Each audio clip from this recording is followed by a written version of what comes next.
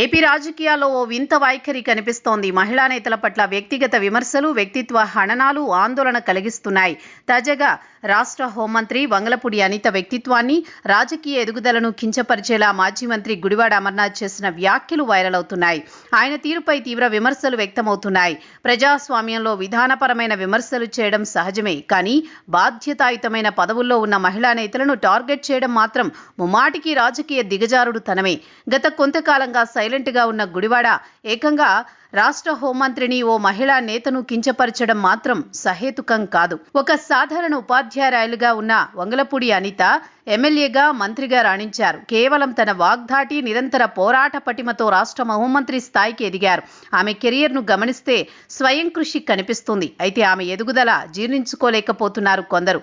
ఎంతో రాజకీయ నేపథ్యం ఉన్న కుటుంబాలు సైతం కనుమరుగవుతున్న తరుణంలో అటువంటి బ్యాక్గ్రౌండ్ నుంచి వచ్చిన గుడివాడ అమర్నాథ్ ఓ మహిళా నేతకు వచ్చిన ఆదరణను తట్టుకోలేక ఎటువంటి విమర్శలు చేశారని మహిళా సంఘాలు ఆరోపిస్తున్నాయి. దళిత మహిళగా ఆ సామాజిక వర్గం వారు కూడా తీవ్ర ఆగ్రహంతో రగిలిపోతున్నారు. మహిళా నేతలపై అనుచిత వ్యాఖ్యలను నియంత్రించాలంటే గుడివాడ కఠినంగా శిక్షించాల్సిన అవసరం ఉందని ఎక్కువ మంది అభిప్రాయపడుతున్నారు.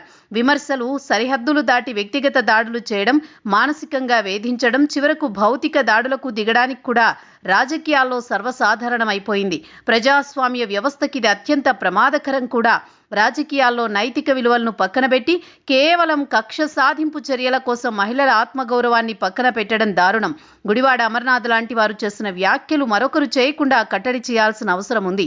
అయితే రాష్ట్రంలో శాంతి భద్రతలను పర్యవేక్షించే ఒక హోంమంత్రి, ఒక మహిళా మంత్రిని ఆ స్థాయిలో కించపరచడం అంటే ఖండకావరమే. అందుకే గుడివాడ అమర్నాథ్ను గుడిశెట్టి అమర్నాథ్గా అభివర్ణిస్తూ సోషల్ మీడియాలో పోస్టులు వెలుస్తున్నాయి.